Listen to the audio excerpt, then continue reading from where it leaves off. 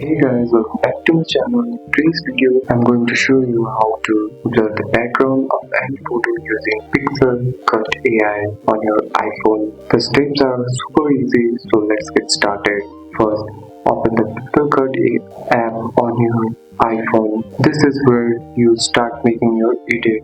Now select photos and choose the picture you want to edit. Any photo where you want the background blurred. Pixelcut usually detect the subject automatically. Tap remove background or cut out. Pixelcut will separate the subject from the background for you. Tap on remove background. After removing the background, you will see two layers, your subject, your background. Now tap on background layer at the bottom, go through the tools and choose blur. If you need, move the subject around or resize it. You can also adjust brightness and color, but that's optional. When everything looks good, tap the Share Import button on the top right corner and choose Save to Photos to store the edited photo on your iPhone. That's it. That's all for today's video, guys. If you found this video helpful, drop a like and subscribe for more videos. Thanks for watching. See you in the next one.